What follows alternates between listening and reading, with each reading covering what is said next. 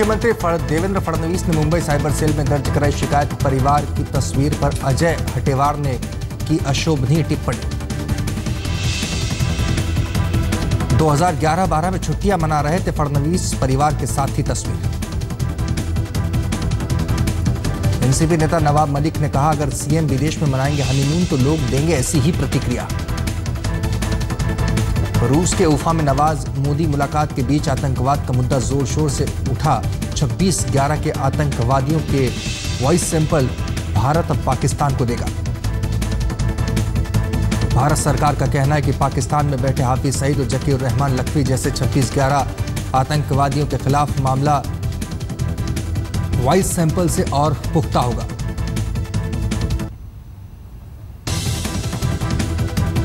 Central railway ने हावड़ा और नासिक के बीच मंगलवार से शुरू होने वाले कुंभ मेले के लिए 12 नई स्पेशल ट्रेनें शुरू की। इन ट्रेनों के लिए बुकिंग कल से शुरू हो जाएगी।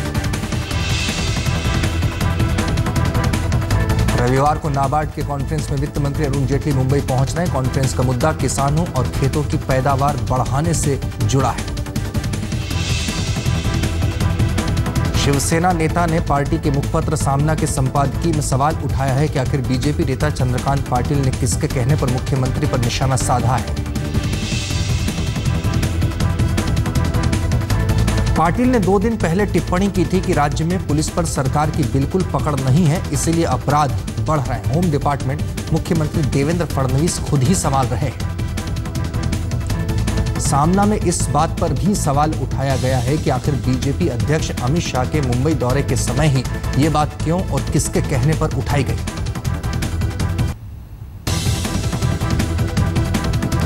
महाराष्ट्र में शुक्रवार को आम आदमी पार्टी ने अपनी युवा और छात्र इकाई का शुभारंभ किया।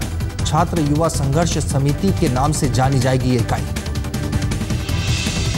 आप नेताओं ने कहा कि देश की पारंपरिक राजनीतिक पार्टियां छात्रों के मुद्दों के साथ न्याय नहीं करती और वो भी छात्र राजनीति में वैसे ही पेश आती हैं जैसे आम राजनीति में पेश आती है।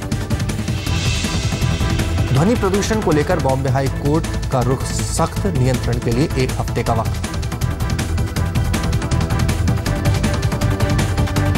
रिजर्व बैंक ऑफ इंडिया ने गुरुवार को मास ट्रांजिट सिस्टम MTS ऑपरेटर्स को प्रीपेड कार्ड जारी करने की अनुमति दे दी। दिल्ली मेट्रो, मुंबई मेट्रो, भारतीय रेल जैसे मास ट्रांजिट सिस्टम ऑपरेटर्स अब प्रीपेड कार्ड जारी कर सकेंगे। इस कदम से यात्रियों को व्यस्त समय से लंबी कतारों से बचने में मदद मिलेगी।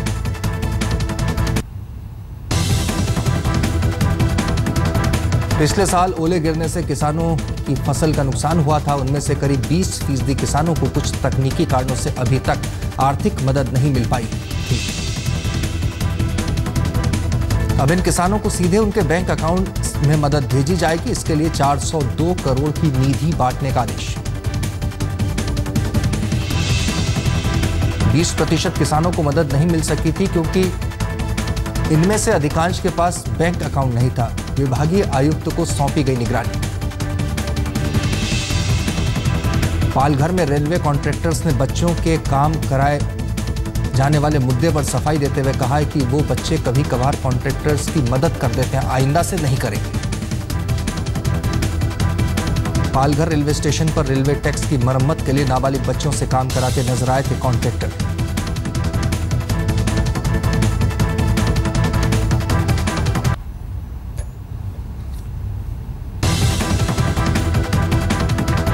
FTII चेयरमैन को हटाने की मांग को लेकर जारी है विरोध। अदालत का दरवाजा खटखटा सकते हैं छात्र।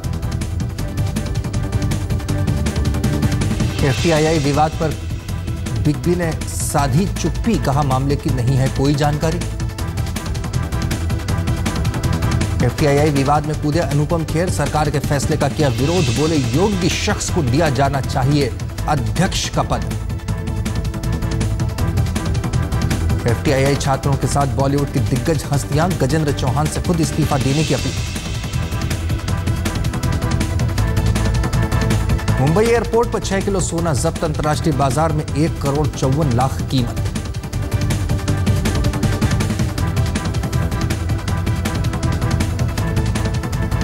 नमस्कार, मैं हूं भुवनेश सेंगर और आप देख रहे हैं मुंबई मेट्रो। शिवसेना पाकिस्तान और भारत के बीच किसी भी तरह की बातचीत के खिलाफ रही है। अब दोनों के प्रधानमंत्रियों के बीच बातचीत का जब एक और दौर शुरू हुआ है तो शिवसेना एक बार फिर अपना पुराना राग आलाप रही है। लोगों का अंदाज था या उम्मीद थी कि कुछ तो फर्क होगा, लेकिन आज तक तो वैसा कुछ फर्क दिखाई नहीं दे रहा है। बहुत ही दुख की बात है। जब भी कोई भारतीय प्रधानमंत्री पाकिस्तान से रिश्ते सुधारने की बात करता है तो शिवसेना की प्रतिक्रिया कुछ ऐसी ही होती है। अब रूस में मोदी शरीफ की मुलाकात पर भी शिवसेना अपनी ही सरकार पर वार करने में कोई कसर नहीं छोड़ रही। पाकिस्तान में जाए न जाए, लेकिन पहले जो बात मैं बोल रहा हूँ कि ये सारी चीजें जो चलती आ रही, जो सिलसिला, वो कहीं ना कहीं तो रुकना चाहिए। आणि मग दोस्तीचा हात पुढे करताना तो पलीकडनं जो हात येणार आहे पाकिस्तानकडनं, त्याला आपल्या जवानांचं रक्त लागलेलं नाही ना, हे एवढं बघून हातात हात मिळवावा। उधर प्रधानमंत्री नरेंद्र मोदी ने नवाज शरीफ का पाकिस्तान आने का न्योता भी स्वीकार कर लिया। वो अगले साल पाकिस्तान भी जाएंगे, लेकिन शिवसेना अब भी चाहती है कि पाकिस्तान से कोई बातचीत न हो। वहीं बीजेपी इस बातचीत को एक बड़ी सफलता मान रही है। लेकिन शिवसेना बीजेपी के बीच मतभेद ये सिर्फ इसी मुद्दे पर सीमित नहीं है। 2014 के चुनाव के बाद से ही दोनों के बीच मतभेद बढ़ता ही जा रहा है और हर बार शिवसेना अपने मुखपत्र सामना के जरिए बीजेपी पर वार करती रही है। इससे पहले मोदी के ये कहने पर कि वो अल्पसंख्यक समुदाय के लोगों की मदद के लिए आधी रात को भी मौजूद रहेंगे, सामना में लिखा गया कि मनमोहन सिंह ने जो गलतियां की वही गलतियां प्रधानमंत्री मोदी ना करे। इसके अलावा पिछले दिनों महाराष्ट्र में भंडारा और गोंदिया जिला परिषद के चुनाव में जब बीजेपी को करारी हार का सामना करना पड़ा तो उस पर मुखपत्र सामना में लिखा गया, विधानसभा चुनाव के वक्त जनमत पूरी तरह से बीजेपी के साथ था। विदर्भ की वजह से बीजेपी को अपना पहला मुख्यमंत्री देवेंद्र फडणवीस के रूप में मिला, लेकिन विदर्भ में हुए जिला परिषद के चुनाव के नतीजों ने बीजेपी को धक्का दिया है। ये नतीजे बीजेपी के लिए अच्छे नहीं है। इससे सरकार को कुछ सीख ले लेनी चाहिए। हालांकि बीजेपी भी शिवसेना को बार बार अपनी बड़ी ताकत का एहसास कराती रही है। महज एक दिन पहले बीजेपी अध्यक्ष अमित शाह ने मुंबई में अपने नेताओं को याद दिलाया कि भले ही महाराष्ट्र में साझा सरकार हो, पार्टी को अपने दम पर ही अपनी सरकार बनानी होगी। अमित शाह ने नाम न लेते हुए शिवसेना पे की ये टिप्पणी सभी मौजूदा लोगों को अपेक्षित थी, क्योंकि पिछले कई दिनों से शिवसेना अपने मुखपत्र सामना के द्वारे बीजेपी के हर एक कदम पे तीखी टिप्पणियां कर रहा है। मयूरेश गणपति, मुंबई, आज तक। मुंबई पुलिस उस शख्स को ढूंढ रही है जिसने हाल ही में मुख्यमंत्री देवेंद्र फडणवीस के परिवार का फोटो ट्वीट करते हुए अभद्र गालियां दी थी। पुलिस का कहना है कि वो उस शख्स तक पहुंचने में जल्द ही कामयाब होगी। वहीं एक ट्वीट के खिलाफ एफआईआर दर्ज होने पर कई लोग चिंतित हैं। यही वो फोटो है जिस पर आपत्तिजनक शब्दों के साथ अजय हटेवर नाम के एक शख्स ने ट्वीट किया था। फोटो में मुख्यमंत्री देवेंद्र फडणवीस अपने परिवार के साथ दिख रहे हैं। ट्वीट लिखने वाला शख्स सिर्फ यही कहना चाहता था कि मुख्यमंत्री ऐश कर रहे हैं जबकि जनता त्रस्त है, लेकिन ट्वीट में अभद्र भाषा का इस्तेमाल करना इस शख्स के लिए महंगा पड़ गया। मुख्यमंत्री के समर्थक ट्वीट करने वाले शख्स के खिलाफ एफआईआर दर्ज करने सीधे पुलिस स्टेशन पहुँच गए। एक राष्ट्रवादी कांग्रेस पार्टी के अजय हत्तेवार है, नागपुर के कार्यकर्ता है, नेता है उनके, तो उन्होंने देवेंद्र जी के परिवार की एक फ़ोटो थी जो गोवा की थी, जो कभी वेकेशन पे गए होंगे। उस फोटो में देवेंद्र जी, उनकी मिसेस और बेटी कैमरा के सामने पोज करके यॉट के ऊपर में फ़ोटो खींचा गया था और उस फोटो के ऊपर इन्होंने ट्वीट किया कि अपशब्दों का प्रयोग किया उसके अंदर। कांग्रेस और राष्ट्रवादी कांग्रेस के लोगों ने ये जो कारनामे किए हैं उसकी वजह से हमारे कार्यकर्ता बहुत ही बड़ी मात्रा में, बड़ी संख्या में आहत है, उनकी भावनाओं को ठेस पहुंची है और ऐसे कार्यकर्ता जिनकी भावनाएं आहत हुई है, ये कार्यकर्ता अपनी अपनी जगह पर इस विषय पर कानून का सहारा लेकर कार्रवाई कर रहे हैं, करेंगे। दरअसल फोटो 2011-12 की है और ट्वीट करने वाले शख्स ने यह कहकर ट्वीट कर दिया कि मुख्यमंत्री अमेरिका में अपने परिवार के साथ ऐश कर रहे हैं। अब ट्वीट करने वाले शख्स अजय हटेवर के खिलाफ मानहानि के साथ साथ आईटी एक्ट के तहत मामला दर्ज हो गया है। मुंबई पुलिस अब साइबर सेल की मदद से अजय हटेवर का पता जानने में लग गई है। वहीं अब ये मामला राजनीतिक तूल भी पकड़ रहा है। अगर कोई मुख्यमंत्री विदेश में हनीमून मनाएगा, फोटो सामने आएंगे तो निश्चित रूप से लोगों की प्रतिक्रियाएं उस पर आएंगी और अगर लोगों ने उस पर प्रतिक्रियाएं दी हैं तो वो जायज है। एक ट्वीट पर हुए एफआईआर को लेकर काफी सवाल उठ रहे हैं। महाराष्ट्र बीजेपी का ये कहना है कि सीएम देवेंद्र फडणवीस की परिवार को यूं टारगेट नहीं करना चाहिए था। सवाल ये उठता है क्या सीएम की फॉरेन विजिट पे प्रतिक्रिया करना किसी तरीके का अपराध है? अगर हाँ, तो राज्य सरकार या सीएम खुद क्यों सामने आकर इस चीज की निंदा नहीं कर रहे हैं? कैमरामैन हेमंत मोहिते के साथ मुस्तफा शेख, मुंबई आज तक। और मुंबई मेट्रो में यहां रुकेंगे एक छोटे से ब्रेक के लिए, फौरन हाजिर होंगे। आप बने रहिए हमारे साथ और देखते रहिए। पुणे के मशहूर एफटीटीआई में अब चेयरमैन गजेंद्र चौहान को हटाने के लिए प्रदर्शन और तेज हो गया है। प्रदर्शन कर रहे छात्रों को कई बड़े कलाकारों का समर्थन मिलने लगा है। हालांकि आज तक से बातचीत में गजेंद्र चौहान ने कहा कि वो कानूनी तरीके से पद पर आसीन हुए हैं। पुणे के एफटीआई में चल रहे विवाद को 29 दिन बीत चुके हैं, लेकिन अभी तक सरकार की ओर से इस ओर कोई ध्यान नहीं दिया जा रहा है।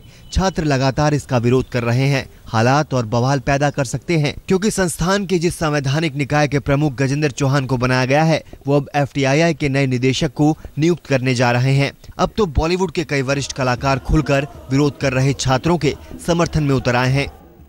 ओपनली आपको अपोज किया जा रहा है, आपकी खिल्ली मचाई जा रही है, आपका जुलूस निकाला जा रहा है। तो इस बीच में मेरे ख्याल में आपको अपने आप ही वॉलंटरली रिजाइन कर देना चाहिए।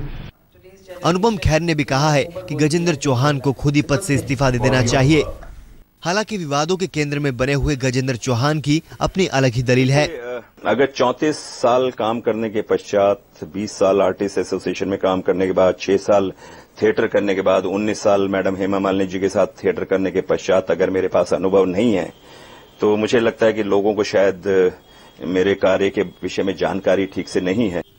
गजेंद्र चौहान की निकासी के लिए संस्थान के छात्र कई दिनों से आंदोलन कर रहे हैं। अब जबकि मायानगरी के कई बड़े कलाकार उनके समर्थन में सामने आए हैं, उनकी हिम्मत भी बड़ी है। Happy to receive support from people who are concerned with this issue. It's actually about the people of this country who are openly voicing out their opinions.